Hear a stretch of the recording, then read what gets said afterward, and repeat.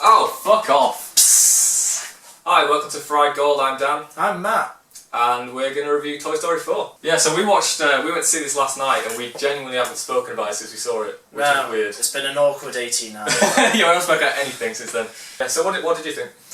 I really enjoyed it. And this was one of those films that you can't help but go in thinking, is it necessary? Yeah, 100%. That was my...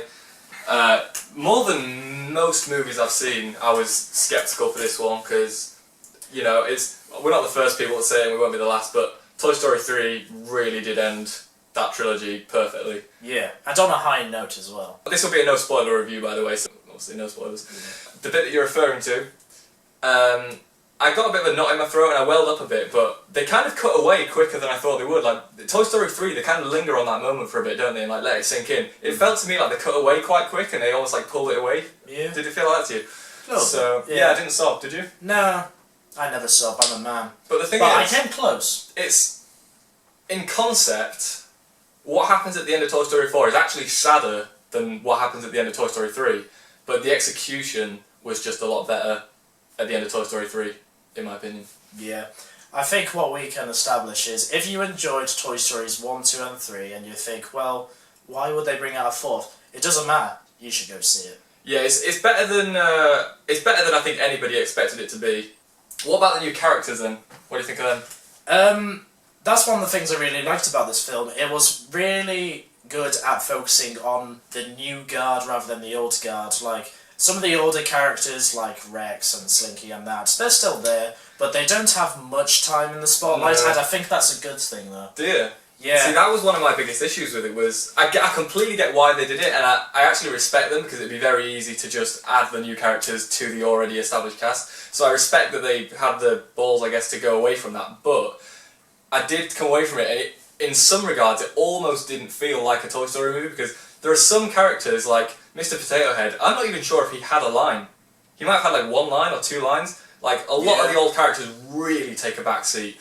But, luckily, Keanu Reeves' character, Duke Kaboom, fucking awesome. Fucking scene stealer. Yeah, brilliant character. Buddy and Ducky, so I've never really been a massive fan of Key and Peele, personally.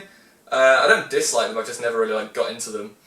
And at first, I'll be honest, they kind of annoyed me, and I was like, if they're just going to be like doing this whole improv riffing thing, the whole thing, I'm not into it. But there's a certain joke where they have to get a key off an old lady, and that was fucking hilarious, and that like turned me around like 180 on them. This film was good at introducing these new characters, but making them different enough from characters we've seen in the last 3 films. Yeah. That really helped them stand out. And I think that's what this whole film series has done well, where other film series has failed. It's not tried to retread old ground, it's always moving forward, it's focusing on like a different life lesson. And in order to do that, they will introduce these new characters, rather than trying to make the old ones like different enough to be able to tell this story, but then doing a disservice to them in previous films. Yeah, definitely. I mean, in terms of plot, they do...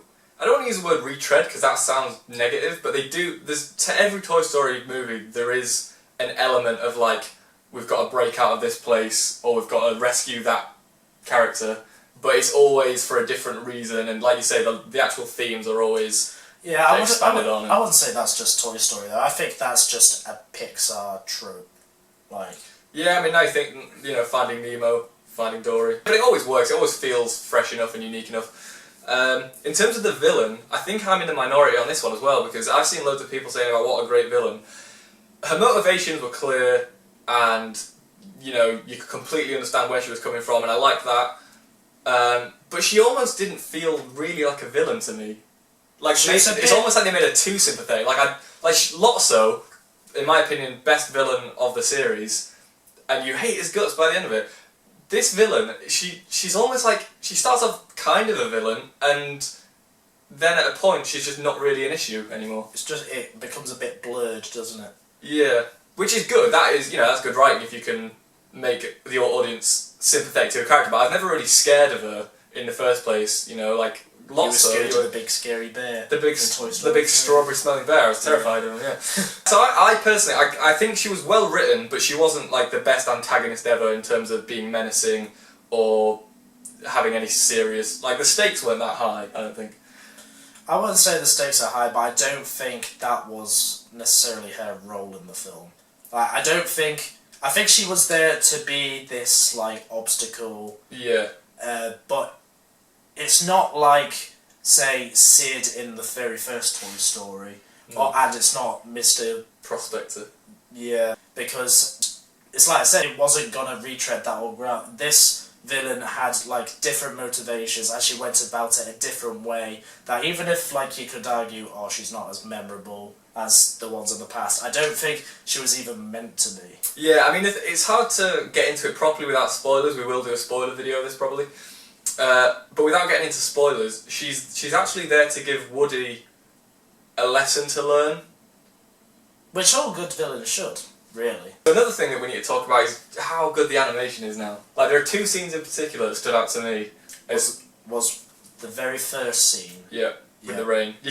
Even when I saw the trailer for the first time, like the second that I saw that shot where they're under the car and the rain's dripping down, the first thing I thought is like, that is some good cinematography there. And the other one was, you know, when they're in the place with all the chandeliers. Oh yeah. That was really good looking as well. Yeah. So yeah, the animation it's actually ridiculous when you look back at the first Toy Story film. Like, it's almost like it looks like it was made by a completely different company. Like, they've come so far. It's so detailed as well. Bo Peep throughout the film, like there were times where like they've styled her to be quite reflective to light. Yeah. And there's some scenes where it's just like, wow, that seems like a legit. The textures are just toy, yeah. Yeah. Incredible. Speaking of Bo Peep, what did you feel about her role in this film? Oh, I mean, it's like the best upgraded character has got, isn't it? I can't think of a better upgrade. I mean, what was her purpose in like the first two Toy Stories? Just to flirt with Woody occasionally. She's a bona fide badass now. And they changed. I like the way they changed the actual look of her as well. Like, I was looking on Google at the before and after, and like she's got like cape now, and she's got like staff thing. I don't know what it's called. What's it called? A stick. Something I didn't expect from this film was they actually managed to explain where she was in the third film, which I thought was a nice touch. I think they had to, really. Yeah, maybe. Because otherwise people would just ask too many questions. I think they had to explain that, but I like what they did with it. Although, that said, that leads me to it's a really small flaw. It's almost a nitpick, really, but there's a point in the film where they go looking for Bo, and the way that they find her just feels too convenient. It's not like that was the point of the film. It wasn't like, oh, by the end of the film they're going to have to rest, you know, it was like the inciting incident, essentially. So it's not really a flaw. Just in that moment I thought, that was a bit easy, but it's really not a flaw in the grand scheme of things, you know. Out of all four, where do you think this ranks? It's hard, isn't it? Because they're all very close. This whole franchise that Pixar have created with Toy Story has been so consistent that it is really hard in order to like give them an official ordering. People will have their preferences, and I think that's really as close as you can get. I'd say I prefer this just over the first one, but maybe not as much as 2 and 3. For me, it's either the weakest, which is still, that's saying a lot, because it's still very strong, good. yeah. It's either the weakest, or it's the second weakest after the first Toy Story, like you said. I think 3 is easily the best for me. I think they've pretty much got better and better with each sequel until this one, which I think is about on par with the first one.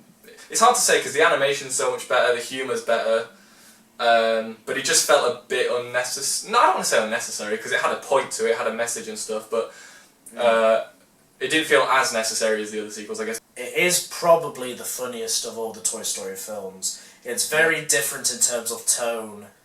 Well, very different than 1, which you could argue is almost like horror for half of it. Yeah.